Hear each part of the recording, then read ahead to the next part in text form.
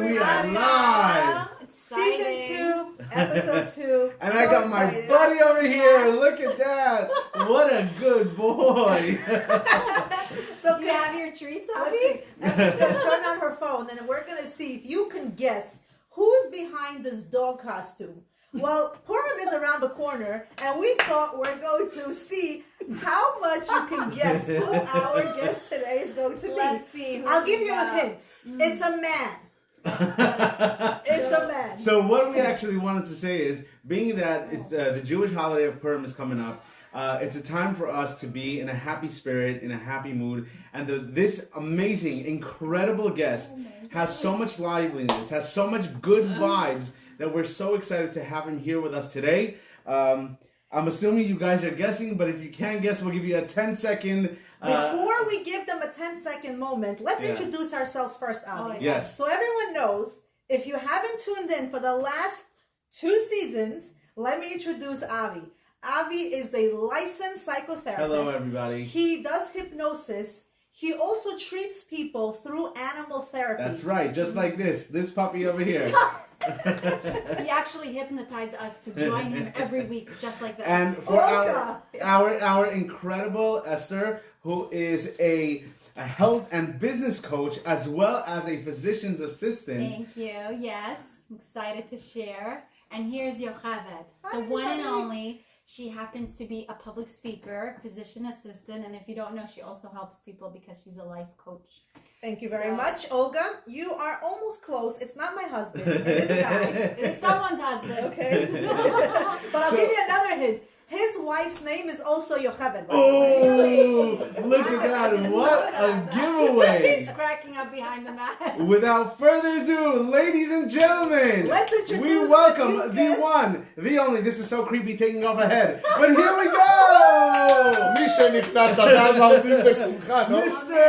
Eddie Yakubov, we are so happy to So excited to you. be with you guys over here today. All right. It's very nice. I always watch you and I love it. Let me tell you, when we choose our guests, we choose them very carefully. We also want to make sure that whoever we're going to have joining us at this table is going to have a story to share.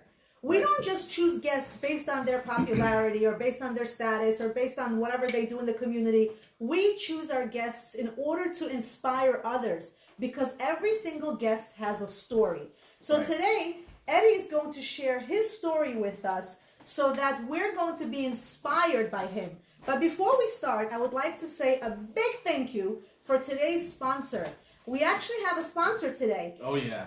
Yeah. He sponsored Chaim's International. So cheers, everybody. Should I make a Sponsored our table today. Marek is the man. And we are so grateful to them because, you know, it takes a lot of work doing a show. And when you recognize that and you help us out, you get a part of our success. Chaim's International, 72-68 Main Street. If you want to make an order, because they do cater and they are supervised under the Vad HaRabbanim of Queens, their number is 718-969-4226. And when you call them, tell them the Let's Talk show sent you there and you found them through us. That's going to make a tremendous difference. What is that over there? For the viewers who are not in the Bukharian culture, let's pick up that plate. So how do we properly pronounce this? What is this called? This is Gozgije. And how do you say that in English?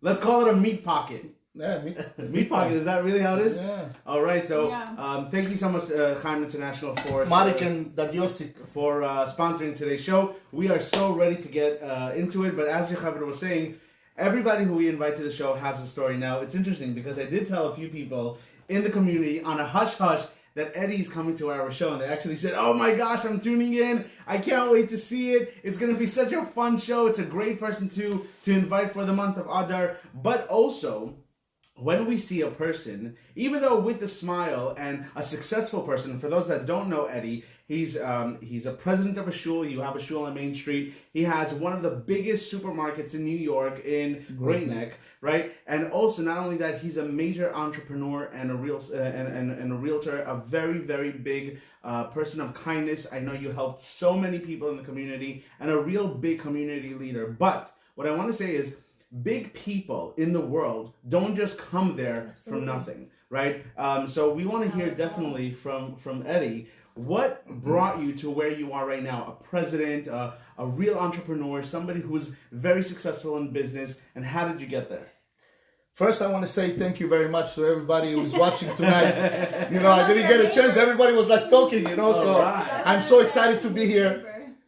Don't give the whole story away. Though. We're gonna ask you Of questions. course. What I want to say is, I want to start with my story is that how I got to what I got today is that I never gave up in life. I really didn't give up in life because I knew that a person that doesn't give up, he can get to what he wants in life. Absolutely. Am I right? Absolutely. 100%. But How old were you when you got married? That shocked me. Oh my because God. I thought I was young for a girl. Eddie actually beat me, but I mean, we were the same age. How old were you when you I got was married? 17 and a half when I got married. Whoa, Yes. 17 and a half. And it's funny that when I went to my wife's house, it was like in 2 weeks, I got married. The first week it was the shinichori, the Wow. engagement. They And don't the other play. week we got married. That's pretty Wow. 2 weeks. I thought I was quick because And I thought I was if I have to go back, I'll do it again. Oh, you must really. I love her. my wife. Wow, She's the best. beautiful. That is Yochevet is the Shout best. out to your wife, your All right. I mean, my wife, Yochevet. All I'm right. not his wife. No. So it's interesting. It's interesting. I actually wanted to show you guys something, and this is called the Iceberg Illusion. And what this called is, and I'm not an artist by any means, but let's say we have the water, right? Let's say we have water here, and we have what's called an iceberg. Okay, if you can see it, this is called an iceberg. Let's say you're floating on the water here, and you see an iceberg, and you say to yourself, "Wow, that's such an incredible iceberg. That's so big. That's so massive." Because you see it from the top. And this is what success looks like. But actually, if you look below the water, okay, generally, it's a lot deeper. The ice is a lot deeper. And same thing with a successful person. When you look above, just like when you see successful people in the world, right, with a lot of money or a big house or a great fancy car, you say, that's not fair that that person has it. I want to have it too. They're the lucky ones. But in reality, if you actually talk to a successful person, they will tell you things that are below the water, Right. below the surface, hard work, late nights, failure, difficult moments. So with all your success, I remember when we were Can I talking just on say, the phone. I want to know, go what ahead. does success mean to you? When you say a successful person, how are you defining success? What is success? So that's an excellent question, actually, because every single person defines success differently, right? If a person wants to be the best, martial arts teacher, then for them that's success. In my opinion, it's having complete mental peace. When you're at peace with yourself, that's the time when you achieve success. So, Eddie, I think success is when you don't give up. when you don't give up. Beautiful. So it's the Hustling. process. It's not Yes. achieving a goal. really. When you want to do something and you don't give up and you already will do successful. it, you will get to what you want to get to. And I believe in that. So when we were talking on the phone, you mentioned that with all the goodness that was happening in life, many years ago you lost your father. And I know a lot of people watching our show right now actually lost loved ones as well. And when somebody close to you passes away, your world falls apart. You feel like that's it. This is the end for me. So share a little bit about the process, what happened when you lost your father. When I lost my father exactly like 20 years ago, How old were you? I was 22 years old. We're trying to figure out how No, old you are. I'm right sorry, now. 23 years old. I was 23 years old when I lost my father. Wow. And I thought my life is over. And Why? why? Because I felt that somebody that was always there for me and watching me and holding me when I was going to fall, always holding me, and suddenly is not there for me to hold me He was your and guide foundation. me. He was the guidance for me. He was telling me do this, do that. And when you don't have it suddenly and you like left alone in an island, It's like without a he you was feel your like you're alone in an island now. Wow. So we had a business, and my father got sick, and I was young, and my father didn't feel that I was big enough or strong enough to hold it myself, so he sold it. And then I worked for Brax for a couple of years, and from there, one guy discovered me, a Hasidic guy, discovered me, and he told me, I just bought a business, and I want you to come and work for me. And I was so happy at Brass. You know, I was working there, and the guy told me, listen, I'll give you a lot of money. I want you to come and work for me. I told him, listen, I don't want to come to work for you, but I'll help you to open up the business. So I used to go every night, help the guy, you know, fix, and he really liked me. He told me I will pay anything. Just tell me how much you want to get paid. I'll pay you. And those days was a lot of money, you know, and I had kids already. I had 2 children, you know, and I needed the money and I couldn't say no. He bought me a car. The guy gave me a car, gave me good salary, double salary what I used to get. Wow. That's amazing. Yeah. So I felt that it's the opportunity to go and change and, you know, to start a new thing. So I went, I started in Great Neck to work at one of the supermarkets there. So I worked there for like 6-7 years. And my father, after like 6 years, I said my father passed away, but my father didn't pass away that time. He was still alive. He was still alive. But after 6 years, when I was working at the other supermarket, he passed away. Wow. My father passed away, and I could not go to the funeral in Israel. So I stayed because my wife was pregnant with my son. And my son was born after 7 days that my father was buried. Oh wow. So that's why I could not go to. That's why my son's name is Yosef today. Wow. Because of, you know, after 7 days that my father passed away, we put my son's name Yosef, and it was such a big simcha in the house. Of course. Because Yosef was born. So making sure Long story short. yeah. I went then the 30 days when I had to bury, to do the metzevah. You know, you do the stone. Gravestone, yeah. So I flew to Israel, and I came. I remember that day. I started crying in my father's grave, really crying from my heart, and saying, "Daddy, please, you did so much in the world. You know, you helped so many people. You're such a great man. You know, you always try to help. Please pray for me, pray for my family. I don't want to work for no more for nobody. I want to be somebody. I want to work myself. I want to be my own boss. Successful. I want to be successful. Please pray for me." I flew back to New York, and after 2 weeks, at that times, I don't know if you guys know, I used to do catering. Breakfast, you know, here and there. I used to do small caterings, breakfast. My wife just gave birth. She was helping me also in 108th Street in Bet Gabriel. I remember I was there. Suddenly I get a phone call. I get a phone call from my boss, and he tells me, "I do not want you to come to my store no more." You're fired. Wow. I was like, This is the guy that you helped so much build the business? I built a business, and I really built him. Oh, wow. He's still making a lot of money. God bless him. You know, I have no bad things to say about the guy, only good things. He tells me, "Do not come into my store no more." I was like, shocked. I was like, did I do something bad? He says, "Listen, I do not have to give you any reasons.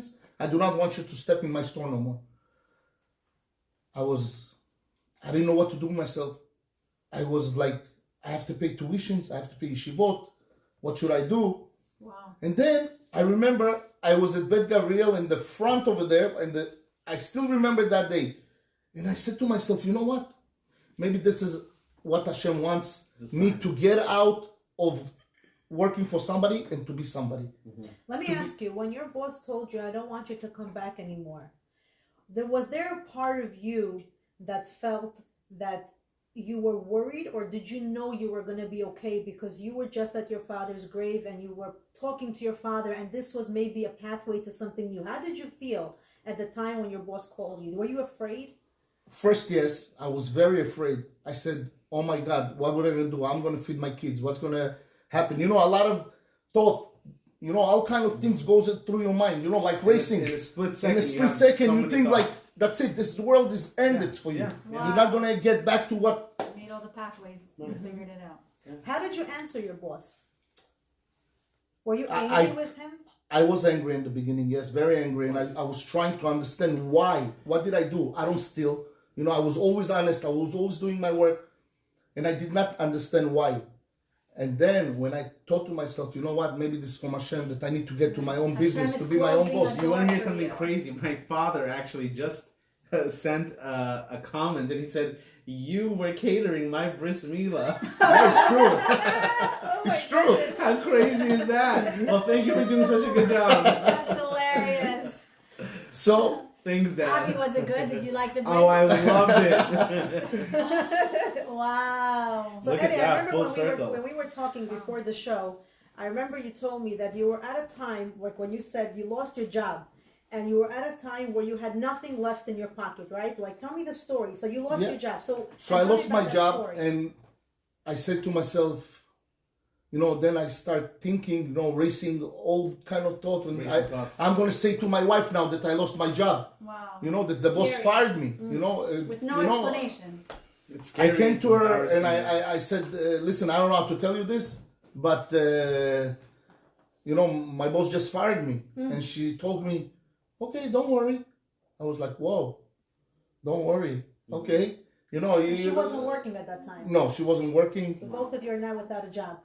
Right. Only had this catering that I used to do once in a week, once in a while, Did you guys notice what he just did with his face? When he told his wife, I was just fired, he was ready for her to say, what do you mean? And come attacking. But the fact that she accepted him and just said, that's okay, we'll get through this, that must have felt very comforting for you. Yes. So what we can take away from this is sometimes when our world comes crashing, having a supportive spouse by our side, even though you might be freaking out, that might be the biggest gift you can give to someone, is just saying, it'll be okay. Wow. And just to get them through that moment. Yes.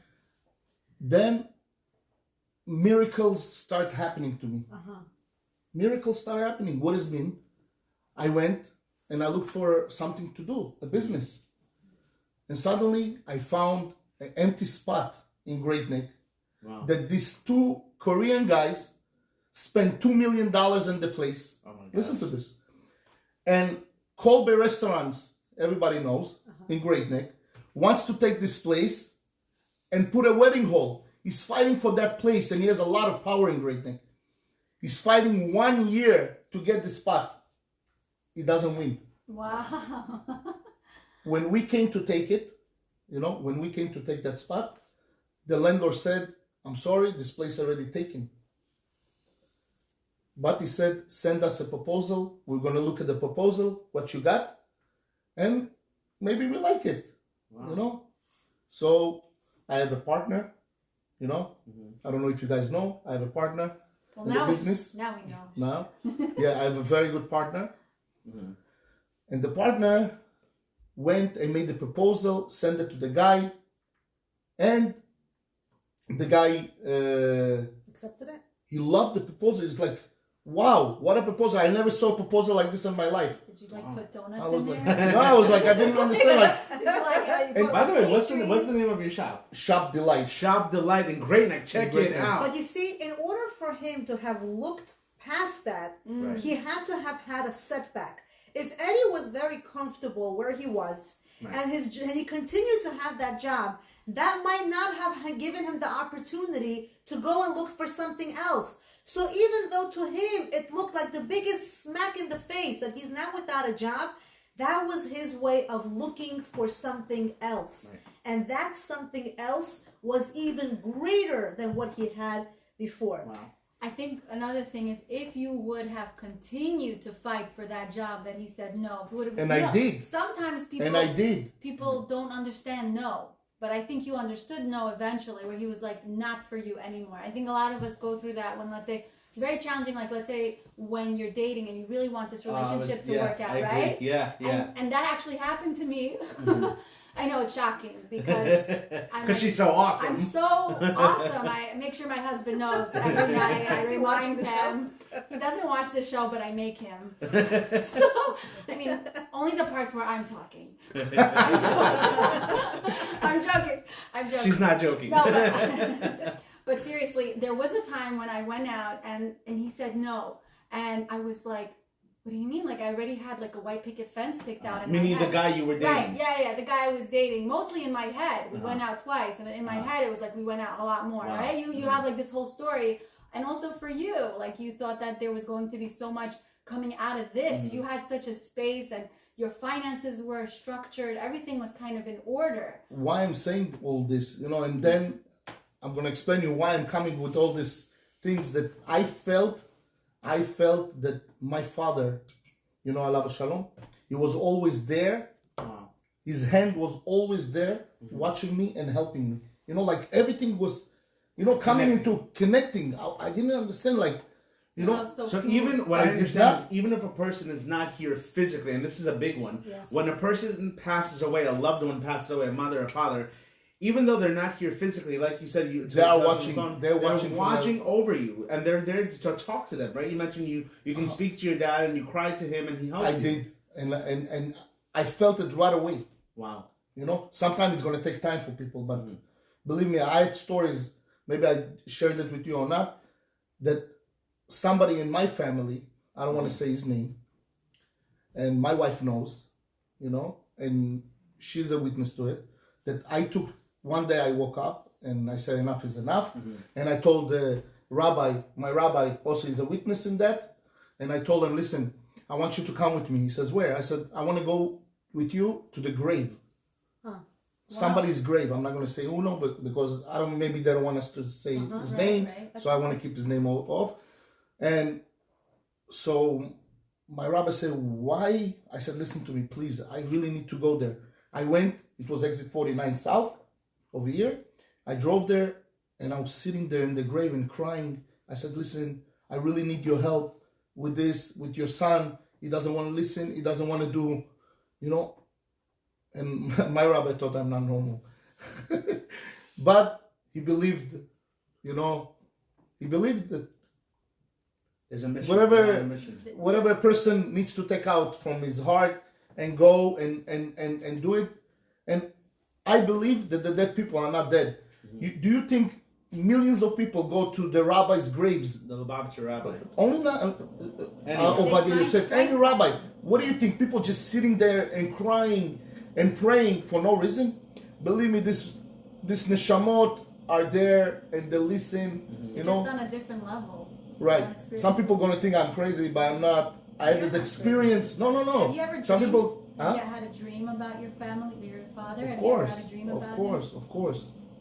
You know what's amazing? I actually am a member of Eddie's shul. And Eddie named his shul Od Yosef Chai, which means my father's still alive, right? It's amazing to see a child. The kibbur of aim we think only exists when the parents are still alive. It doesn't. Kibbur of aim means respecting your parents for eternity. Everything that Eddie does and his family does always revolves around bringing life back to their father. And I never met his father personally. I've seen him, but I was small. But just from the children that he raised, I can just say that must have been such a wonderful man.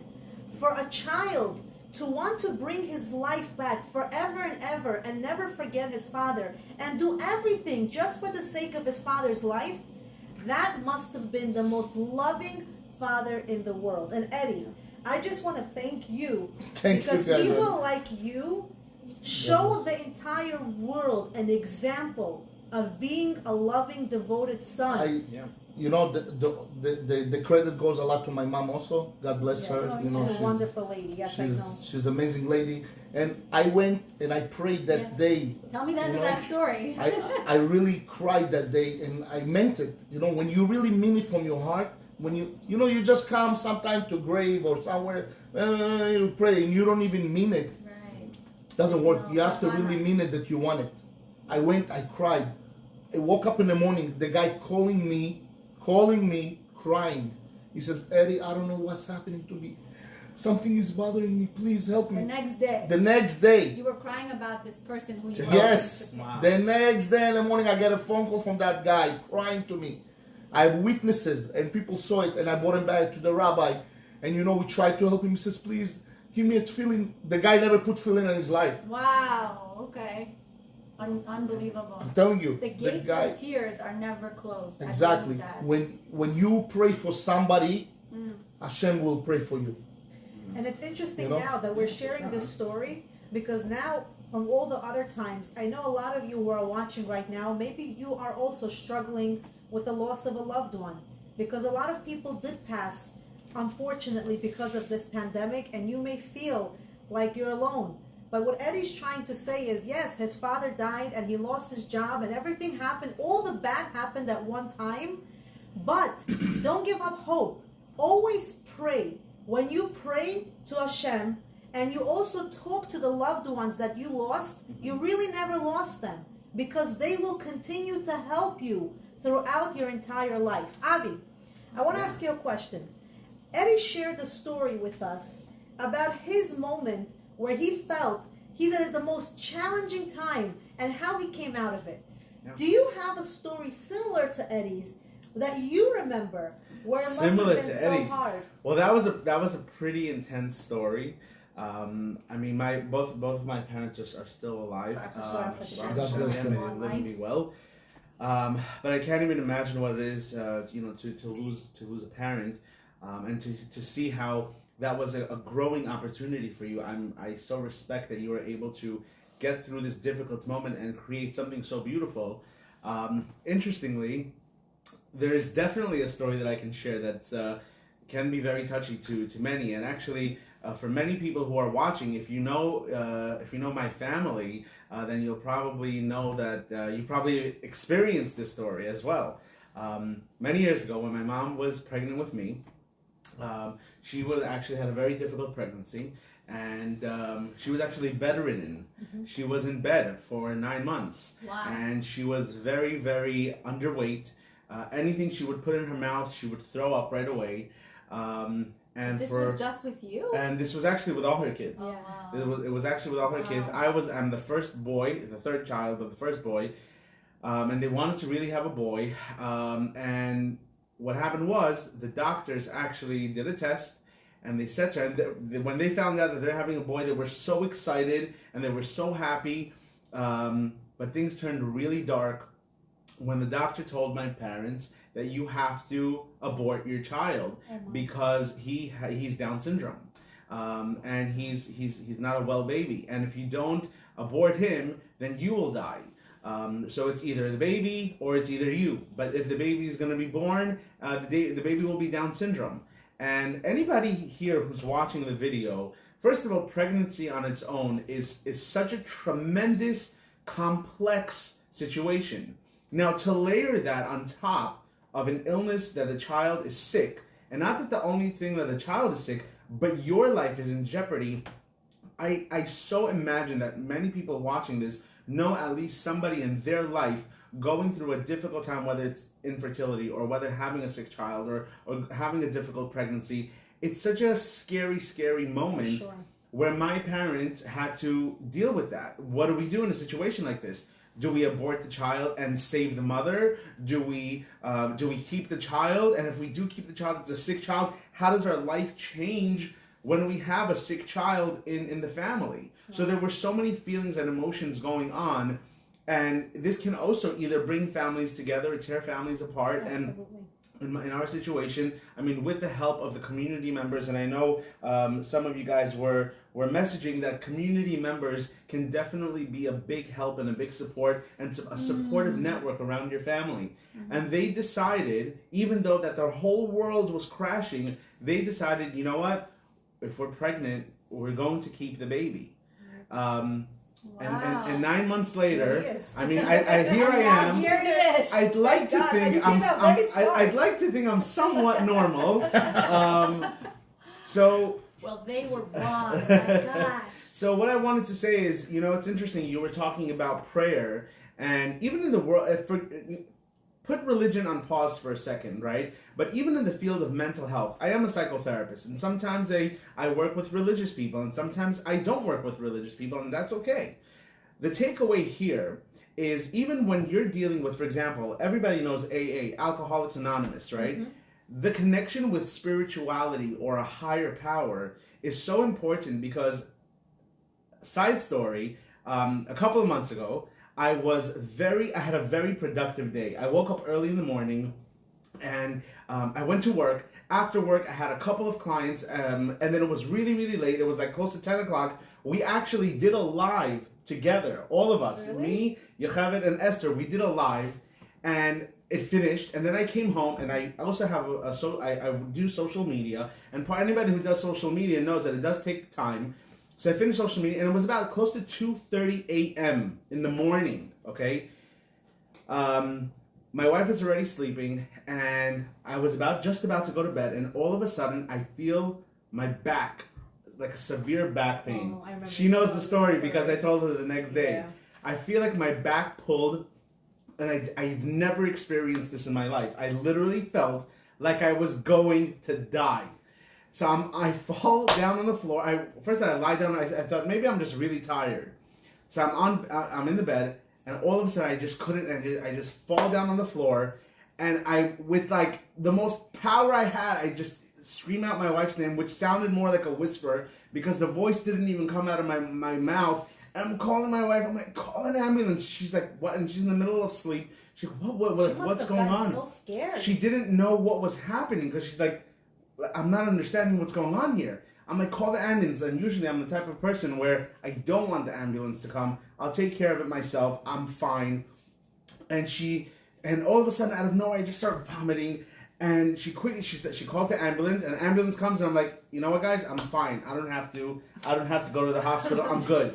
And they look at me and they're like, no, buddy, something is wrong. Let's go to the hospital. And with so much convincing, I finally agreed to go to the hospital. So I go into the ambulance, and in the ambulance, I start screaming, and I tell these two Hatzalah guys, I'm like, I'm not gonna make it. I will die. And I started screaming, I'm like, I will die. I'm gonna die. I'm telling you, I'm not gonna make it. And they're looking at me like, you're gonna make it. You'll be fine. You're gonna make it. You'll be fine. And we get into the hospital, and this is in the middle of COVID. We come to, my wife is freaking out. She's driving with her own car. And I come inside, and I'm going through the most excruciating pain. And as we come in, my wife wants to come inside too. Can but anyone guess security what guard- he had? He's like really like giving us anticipation. Tell me if Wait, you know what he don't has. say it yet. Okay, don't say it yet. My figured it out. my wife was just about to come inside the hospital, and the security guard was like, "Nope, you stay outside. You're not coming inside." She's like, "What are you talking about? I'm his wife. Let me come inside." He's like, "No, you're not allowed. It's COVID. No family, no support, just the patient."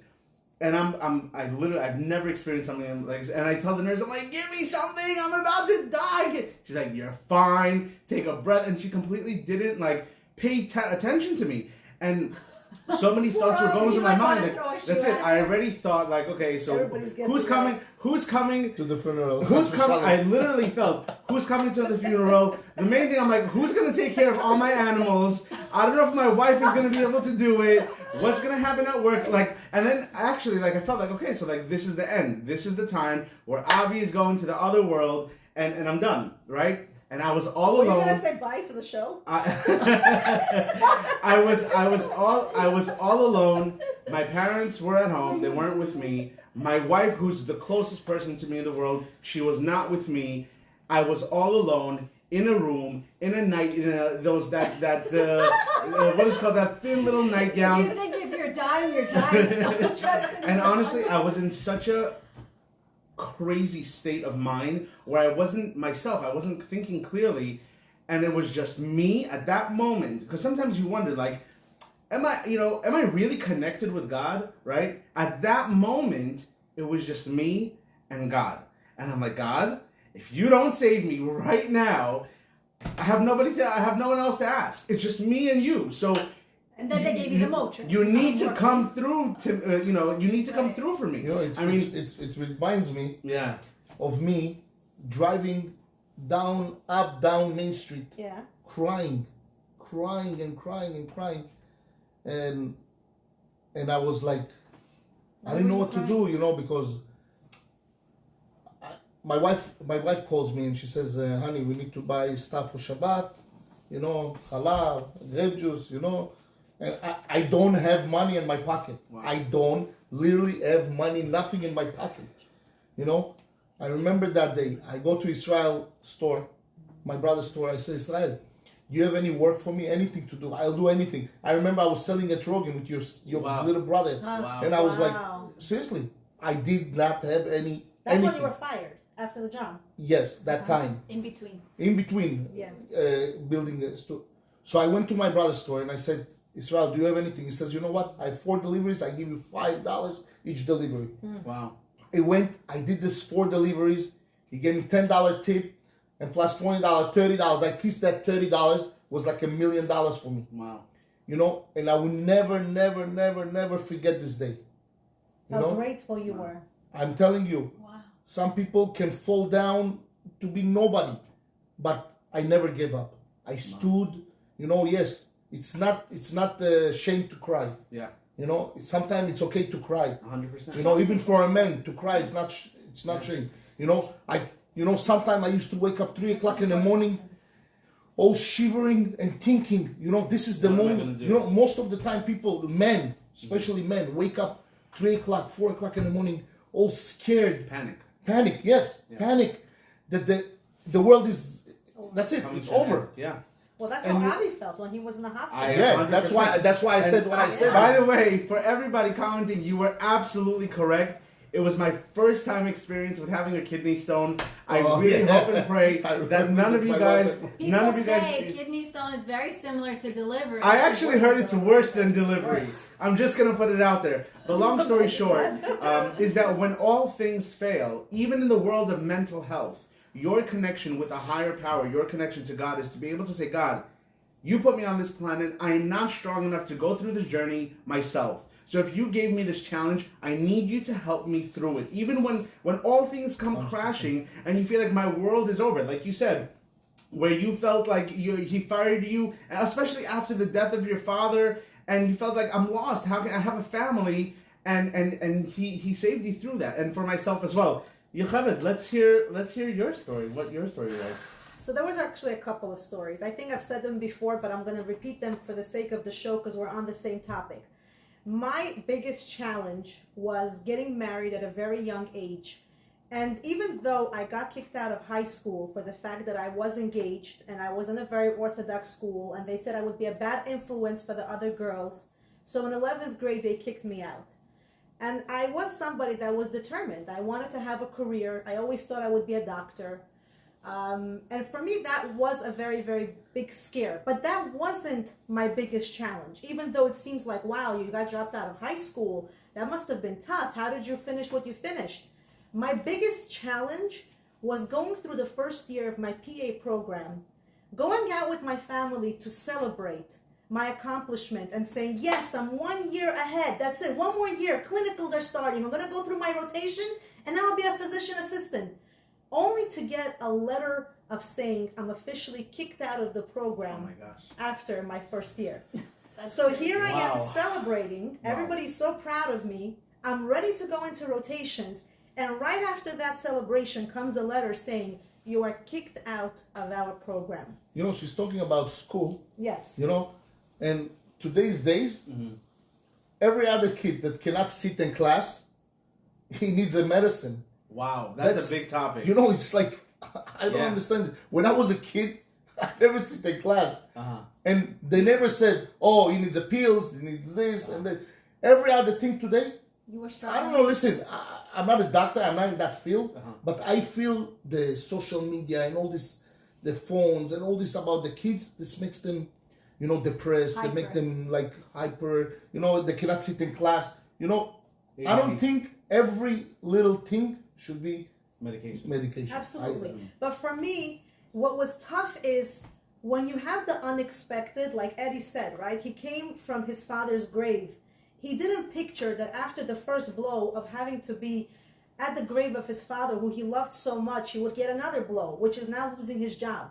That was pretty much my story. After getting kicked out of high school, not by choice, because God had other plans, and trying so hard to get into the program and finishing the first year, I didn't realize I'm now going to have another blow, and that is getting kicked out of a program.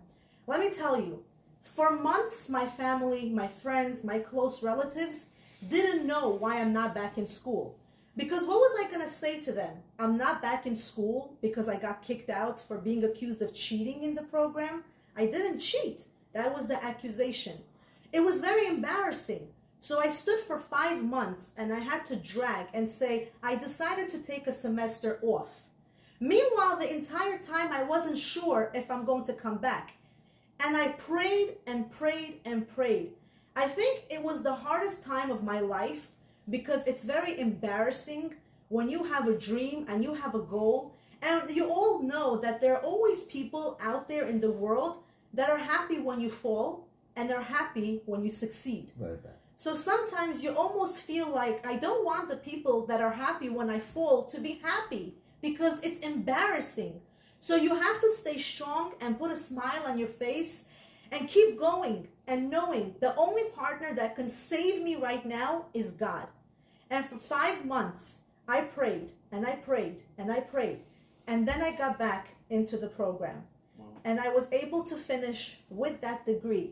And that degree meant for me more than anything because it's the story that I come to Facebook every time with to share. And it gives me the passion to go out there to the young teenagers and to always tell them, you never know what road is ahead of you. You also don't know your setbacks. But whatever your setbacks are, you can't give up in life. You can't just say, this is it. If it's not meant to happen, maybe it's God's way of saying, it's not for me. 100%. Because sometimes God says, let me see how much you want this to come true. And when I see how badly you want this, and how much you're willing to risk, and how much you're willing to cry, and how you turn to me, then I will make your dream into reality. And when you have Eddie, when your dream came true, and now you do own that supermarket, I'm sure that you don't take it for granted. I'm sure that every day when you go there, you know and you humble yourself because you knew the road you had to take to get to where you are today. Wow. Oh yeah, It taught you. Esther, tell us your story. I can't wait to hear Esther's story. I'm sure you got a few good ones for us. I have so many stories, so I don't know where to. Let me look in my backpack of stories. First of all, I have to really say, you guys have really just that was very touching. I really was mesmerized by those stories. You know, it's interesting that you mentioned about PA school. Anybody who's gone through school in general, college. My sister's in optometry school now. Sada, if you're watching, she's not. She's studying, but it's very challenging. It's a very challenging time for me. 3 months before my program was finished, my brother passed away very badly, like so tragic. I remember even the day it happened, remember what I wore. I took a day off from school to go see my son for Mother's Day. He was going to give me a rose, and he was in Sadzik. Wow. And I get a phone call on my way, and my sister, who was in 8th grade at the time, she says, you have to come to Brooklyn right now, where my parents lived in Brooklyn. I was in Queens. I said, what kind of nonsense is this? Like, it's 8:30 in the morning. Who does that? And I don't drive, you know that. And she's like, yeah, you have to come right now. I said, what is it? Was it Nerik? What happened to him? He's like, she says, something happened. And she says to me, you have to come right now. And I could hear it in her voice. I said, what is it? Is he dead or something? Why are you talking like this? She says the worst words I could ever hear from her. She says, yes. Oh my gosh. And I even was, it was a very powerful moment because, so I walked my son to the daycare. I don't even know how I crossed the street, but right there, God was like right there ready for me, you know. My brother-in-law, my sister's husband, my older sister, just happened to be dropping his kid off in the same daycare. We hardly ever see each other. And I just fall into his arms crying, and I said, I just heard this, and I can't believe this. And he just pushes me into the car. He says, I'm going to take you. I didn't even know how I was going to get by myself. It's so random. I actually wasn't expecting to say this much about this story, but I really wanted to tell you, I went to my dean, Dr. Davidson, the following week, and actually the following month when my grandmother passed away within 28 days. And I told her I had my head down on the chair. I couldn't even sit up straight. I said, I'm ready to just give it back to you. She says, what are you talking about? I said, I'm done. You know, for school, I'm okay with working $40,000 a year, whatever that means, working just like a clerk. I don't care. And she says, you could take a year off if you want. And I went home to think about it because, you know, in order to achieve something, you have to have a drive. Yeah. And for me, like, I just felt depleted. I came home and I called up my dad, and he said to me, you know, grandma would have loved for you, Babulia, we called her obviously. So she said, Babulia Chano was very into your studies. Like, I have to give this, my grandmother gave me this. I don't know if you can see it. I make a point to show all my cousins that she gave this one to me. It's very pretty, you see? I love it. It's very fancy. So she was very interested in my career as a student. She said, I had a child, I was living in a 1-bedroom. People, it was not easy. I was on welfare. It was not fun. I had my father-in-law living with us because we couldn't afford anything. And I was ready to just quit. And you know what he said to me? She would have wanted to see you graduate. Please don't stop because of her. And I remember feeling so much pain. It took me so long. I even uncovered my hair at one point. I cover my hair now because I'm a very honest person. I cannot be fake. Mm-hmm. So I really was like losing my faith with Hashem. Yeah, I was just like, you know what? I'm not doing this for the religious people. I'm done with this. And of course, you know, that was a challenge for me. But long story short, fast forward all these years, I wanted to share. Your brother during the program. I lost my brother during the program. I lost my grandmother within a month of that. And then my other grandmother passed away within 3 months of that. So we had a lot of candles in the house, and there was a lot of yeshivos that year. I don't even remember which yeshiva I was with which time. It was just all the time. We were just sitting there crying all the time. I don't even know how I got through school. All I could tell you was the highlight of that year was that I graduated because my parents needed something to celebrate. Wow. Wow. And yes. Where did you find the courage and the strength to be able to go through that? So such a good question. Within a month, on his 30th day, I had a dream about him. Your brother. Yeah. Wow. And I totally forgot the dream when I woke up. But then I remembered it when I was saying the Tehillim on the bus ride at 5:30 in the morning, going to the surgical rotation, because that was holding me through. And I would really cry through the mask in the OR. Why would you say Tehillim? Was it because I just wanted to, like, there was, you know, whoever prays knows that there's some power in saying the verses of Tehillim. There's something very heartwarming and comforting. So as I said the name, I felt so close to him. I started crying on the bus. And I just felt so like embarrassed, but I couldn't help myself, like the really hysterical type of tears. So what happened was, in the dream, I see him, and I'm so excited that I found him. And I'm like, oh my God, you're alive. You told everyone that you died. Like, we all thought you're gone. And I see it is so beautiful. It's so white everywhere. There's so much light everywhere. And it's just the two of us. And he's happy to see me, but I'm trying to pull him with me. And I said, you know, Mom and Dad are really, really depressed because you left us. And now that I found you, it's time to go back. And I'm very serious. Interesting. We were not talking. We just kind of saw it, like, read each other's mind. It's so weird. In the dream, yeah. Like, and then I see he's not coming, and I'm kind of like, you know, I can't believe you would do this to me twice. You left me already once, and now you're gonna do it again. That's so cruel of you. And I start really crying. I said, you're so cruel to me. And he put his hand on my shoulder, and he's like, I'll be right here. I'll always be right here with you.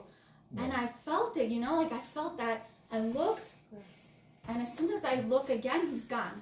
Whew, that gave me chills. Every time I ever need that strength, I remember his touch. And it gives me strength. 100%. It really does. Zoe Piloso said, Esther, my dear, I cannot hear the story without tears in my eyes. You're very brave and strong, and you achieved a lot in your life. You know, it's so funny. Like, we're talking so much about people dying, and I don't want to top it off. Yeah. But you just reminded me. It's interesting, you know. The reason I'm going to share this story too, not because I want everybody to cry. It seems like everybody's crying on our show right now, but because I want you guys to understand. We all happiness tears. It's, you know, when I was I just described. So I get kicked out of the program, and I have 2 months left to graduate. And guess what happens? Very similar to what she just described. I get a phone call, and I shared this before. And I get a phone call from my neighbor who knocks on my door because for some reason, one morning my phone stops working. And when I open the door, because I'm studying for my PA school, right? We're back on rotations. I get back in. I'm 2 months of graduating. PA school was tough. I think a PA school was tough for both of us. Just when I'm studying for an exam, I get a phone call from my neighbor who tells me, where are you? Everyone is looking for you. And I said, what do you mean? She has a phone in her hands. And she says, your husband is on the phone. Your phone is not working. So I pick up the phone and I tell my husband, what's going on? It must be really important if you're calling me through the neighbor. And my husband tells me, where are you? Everyone is looking for you. Your little niece passed away. And that was the story that I remember. One thing that I took from that story. When I ran to my sister's house, I looked so disheveled because I was like, studying in my house. I wasn't planning to go anywhere, but I had no time to get dressed. Like, who was going to get dressed after hearing such news? I still remember I was wearing this old orange shirt. I ran to my sister's house and I thought, I'm a PA student. I've seen it all. I've seen dead people. I've seen, surgeries. I've delivered babies. I'm very strong. And I remember seeing my sister sitting on the couch. And, she's still in shock because she's the one that saw her daughter when she passed away. And I see my parents, and it basically doesn't hit you right away. When you go into this kind of a house, people are still kind of in a shock mode. They're not like sobbing. They're absorbing. They're really shocked. So I don't believe that this happened. My niece passed away. What do you mean? My mother was young, right? She was 3 years old. On her birthday, she never woke up. And my mom just told me last night that she went to the hospital because she had a seizure and she had a high fever. And when they took her into the emergency room, they discharged her home saying it's normal for children to have a seizure and get discharged home. So the first thing I did, I ran upstairs and there's a Hatzalah guy standing in front of the door praying for her body. And he tells me, excuse me, you cannot walk into the room. And I said, yes, I can. I'm a PA student. I know how to handle this. And he said, I'm sorry, you can't. I remember now listening to him and opening the door and seeing the body, right? And one thing I also remember after that day, when I saw that body, I said to myself, when I finish becoming a PA, and I know, Esther, you probably at one point felt the same way. When I finish and I graduate and I get that degree, I will make sure in my career, I will never make another parent feel like my sister felt. Because a part of me was so angry. A part of me felt, what if my niece wasn't discharged home last night? What if they took an extra set of blood? What if they did an extra level of workup? What if it just wasn't, it's a normal seizure, let's send her home? What if just kept crawling in my mind? And that's what gave me the strength to say, I will not do that to someone else. And guess what? I ended up failing that rotation. Wow. And when I got called back and they said, when you fail a rotation, you have to retake the rotation or you get kicked out again. And I remember how much I davened, right? And even though her neshama must be 3 years old, and you think to yourself, 3 years old, what can they know? I'm sure she prayed for me because my professors, the deans of the program, had so much pity in their heart for me. And they said, even though you failed that rotation, we will pass you. Wow. And again, I'm not sharing the story so that anybody feels bad for me or that anybody should cry or that anybody should feel like here we are, all of us, sharing grief. No. We're sharing these stories with you. To tell us that they are with us. We want to tell you, you might have hard moments in your life. You can either take those moments and let them shatter you and let them make you feel depressed and let them make you feel like it's over. Or you take those challenges, because I know, Esther, your mother is going to be watching this episode, or maybe she's watching right now. And I know that she's going to cry because it's going to bring back those memories. But I also know that when she's going to watch you through that monitor, she's going to see a daughter who's so strong, a daughter who inspires so many people through the challenges that she experienced. And I know Eddie, when I go into that shul, and many people in the community who are going to watch this episode, they're not just going to see a man sitting here on our show. They're going to see a man who's had a hard time, a man who did lose a loved one, a man who didn't just become successful because he was born into a rich family. It's a man who had to get up and fight for his success. It's interesting. We're actually talking, Ilya was 100%. Ilya was saying, one of the comments was, it's the month of Adar, so we need to be happy. Right. Why are we talking about so much sadness? I'm not a rabbi, not even close to a rabbi. But to say that, yes, this is the month of Adar, and the Jewish religion, this is the time of happiness, right? But even if we think about the story of Purim, it's coming from a place of where we were all supposed to be killed. Yes. We were not supposed to be alive. That was the decree, right? And when all things come crashing, when we feel like it's the end, and it's not salvation comes, and we're 100%. actually here today. So the reason why we're talking about, every single one of us shared a really low point in our life where we really felt like it was over.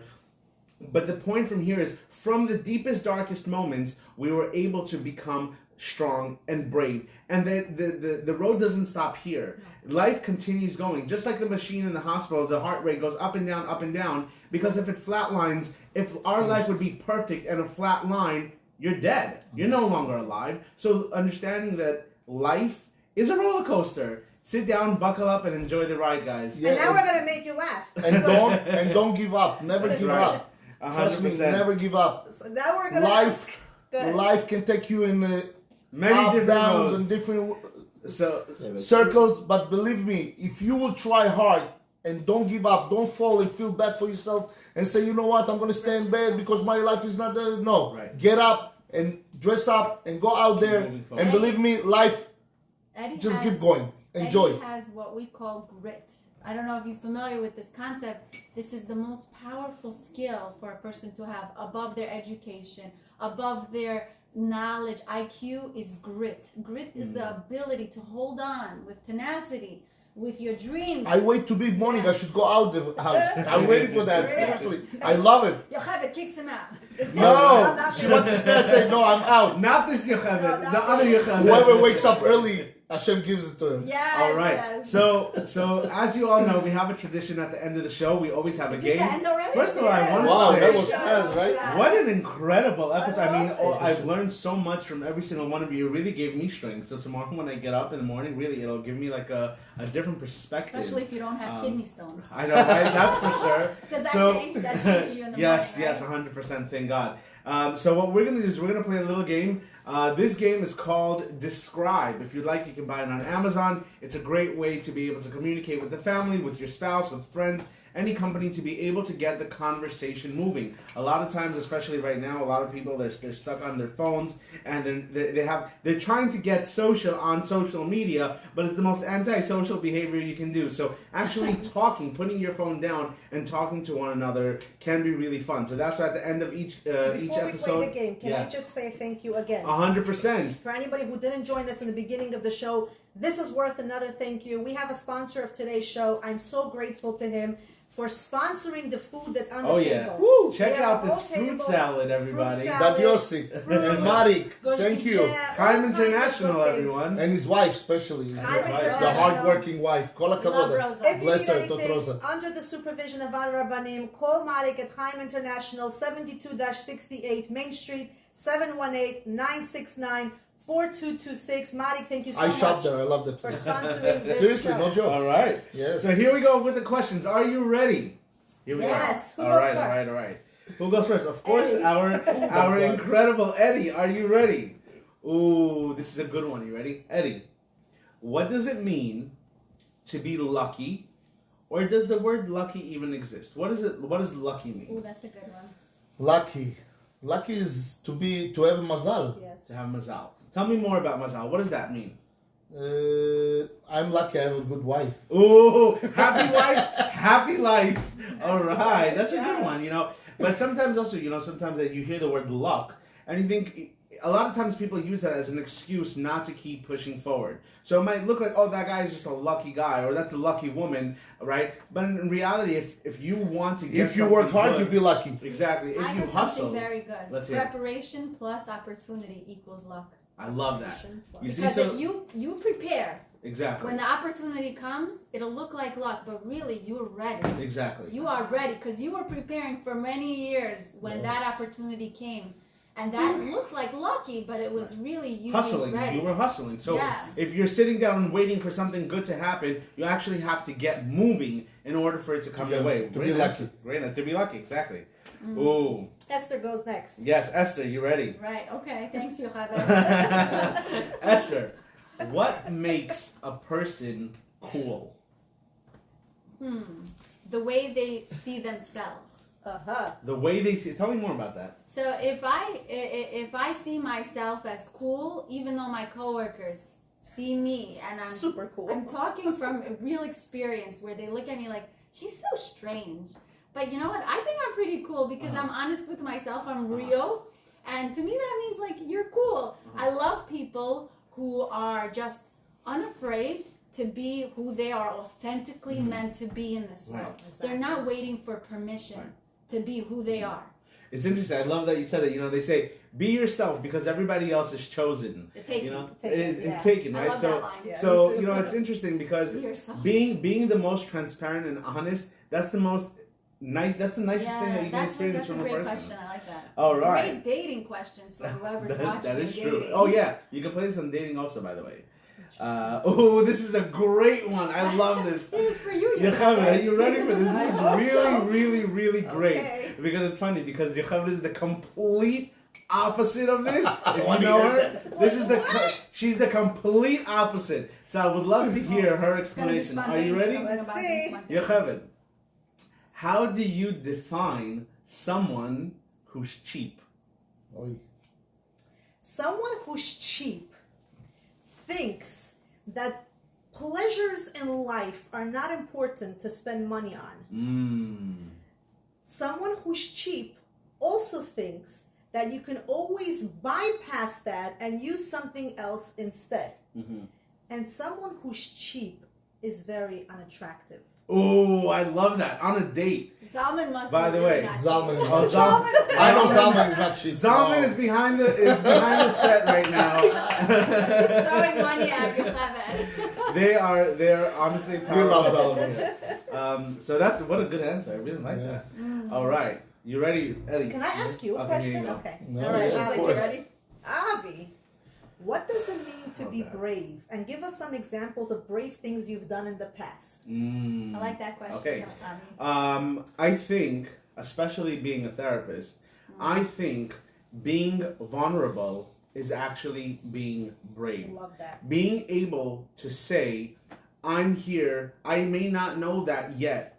The key word, yet, and I want to learn, that's actually coming from a place of bravery. A person who's not brave has a very difficult time admitting that they may need help in a certain area. So even for me, I remember when I actually became a therapist, and oftentimes, you know, people who are in school, a lot of the times professors will say, you need to also experience what the person is experiencing. So when I finished school for being a therapist, I had to go to therapy myself to feel like what it is, right? So I remember sitting there the first session, and I've just graduated, and I've counseled many people. So I'm sitting on the couch, and the therapist is sitting right across from me, and he says, so, what brings you in today? And I'm like, oh my goodness, I don't even know where to begin. I felt lost. And it was so funny that I was on the other side of the table the whole entire time, and I was so confident and I knew what to say. But when we switched positions, I'm like, oh my goodness, I feel lost. I don't even know where to begin. And that in itself, I felt like it was such a brave step for me to be able to say, you know what? Let me go try. Let me try to be vulnerable. Let me try to talk about my own biases. And that was like that was turning out. Beautiful answer. Yeah. Love that. All right. Can we switch games? We absolutely can. Okay, here we go. We're going to play this game. You ready? So this is the rule of the game. And this is called the thumb ball. If you want to buy it, it's also a great game to play on a date, to play with your family or your loved ones. So what happens Avi, is... do you play these games with your wife? I 100%. There's actually a really great game. It's called 469 Questions to Ask Your Spouse. Okay. You can buy it on Amazon. There's a whole bunch of different questions. And you know what's interesting? You may think you know your spouse. You may live with them for so many years. And you think, oh yeah, I know everything about them. Actually, play one of these games and you'll notice, even though these are such simple questions, you think you It's know your true. spouse, but you actually really I don't. actually did this. I bought some of these games and I was shocked. You were Like, shocked. After 15 years Look or at 16 that. years we were dating, and I just felt like all we talked about was the kids and the finances. All of a sudden I found out, strange things about him, and it was pretty cool. It was pretty cool. So It's like- let's play. Esther, you're going first. You Oh, ready? Okay. So you catch the ball. Wherever your thumb lands on, that's what you read. Okay. Thumb. I would change myself. Can I switch the question? Of course, it's a question. I'm not sure what this Throw it question up, means. throw I it would up, change myself By doing what? How does that even mean? What does that even mean? What would you do to change something? If you would about want to yourself? change your character, you can change the question if you would throw it up I'm and not catch sure it. what that question means. All right. A place I'd like to go. Ah. Okay. Let's Did you see. just see she closed her eyes and envisioned it? Obviously been there. Cancun. I've obviously Cancun, been there. Mexico. Oh, I was in Cancun. It's awesome. Right. So I'm talking. You want like physically in the present in this world. It could actually be both. Right. Okay. So physically, I would love to go to like a tropical island. I'm not gonna question if it's Hawaii or Bahamas or wherever, but I would really love to see the sunset over the water by the sand, Ooh. and just see the sky change colors.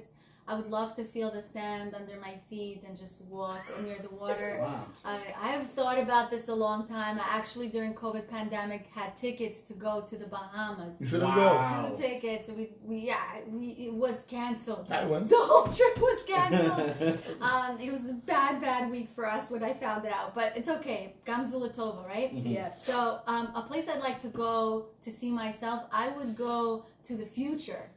And take a Interesting. look. Love that. Take a look in 10 years what's going on, Love because that. they say people underestimate what they can do. People overestimate what they can do in 1 year, but they underestimate what they can do in 10. Wow, I love that. So people don't realize how much they 100%. look back 10 years till now and think, how far did you come? Amazing. 100%. I Wow, love that's that. that's very strong. Eddie, All right. you ready? So we have I'm to- gonna throw we- the ball to you, Okay, and you're let's do gonna that. put the thumb and read the question. Shema Shema Shema Shema. All right, you ready? This is why it's Here we go, successful. catch the ball. Anna, All right. My favorite game. Keep it appropriate. only kosher. Only kosher. My favorite game. Oh my god. Zalman is in the background giving us a Zalman's show. giving us a game right now. It's called Baseball. Baseball. All right, that's interesting. Baseball. Cool game. My son got me into baseball. Really? Woo. Oh wow! Look at that. Okay. I Baseball. think we should go again because you kind of gave him that. Ah, yeah, okay. Should we ask Zalman a question? We're gonna ask Zalman. a Zalman, question. come here. Come on, Zalman. Zalman. We're gonna let's throw go. the ball on you. All right. Your finger fell out. He's too shy. He's camera shy. All right. Here we go. My question. Are you looking at the question? I am He's not one choosing a question. chore I do. One chore I do. I mean, the biggest You chore do a I lot have of to chores. I have to. I have to take care of my animals. That's the biggest Wow. chore. He has a whole house the- filled I with do. I have. Whoever doesn't know, I do have a whole house full of different animals, exotic Oh, animals. my kids would love it. My So girls yeah, especially. you should come I'm by. gonna and come. visit. You Bezrat should come Hashem, by. I would love that. So the chores that I have to do at home is definitely take care of my animals, guys. This has been so awesome. Amazing. Thank you very so much for tuning Eddie, in. We're Tell looking us forward. a closing statement. We're gonna Oh, give you a yes. few minutes. You're gonna tell us. First of Okay. all, did you like our show? I loved it. What was this? I watch it. question? I watch it all the You time. watch it all the time, huh? Yes, I love it. We paid him to say Yes, that. No, no, no, no, he didn't. Say that. something in his We drink. put No, him no, on the no, no. Give us a few one sentence, not one. Okay, you Okay. can give us a few sentences. I'm gonna say one thing. You know, 72 characters. Zalman, everybody wants to see you. Come on the show. Come on the show. Shout out We're to gonna Zalman. make an episode Whoever- of Zalman in it. I know it's very tough times now because of the corona and everything.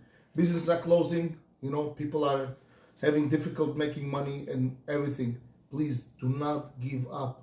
Right. Do not give up. Be strong. Wake up. I know it's easy for me to say. I know, but I've been there. I'm saying from experience, don't give up. Fight, and believe me, when you fight, you will get there. Beautiful. There's light at the end of the Drop the mic. Thank you guys so much for tuning love in. you, everybody. See you next episode. Thank you very episode much. 3. Next time. All Thank you right. to this house. And happy Thank you. Purim. Cheers, God everybody. We're cheers, gonna click cheers, the cheers. finish button right All now. right. Until next time, everybody. Thanks for tuning in. Bye bye.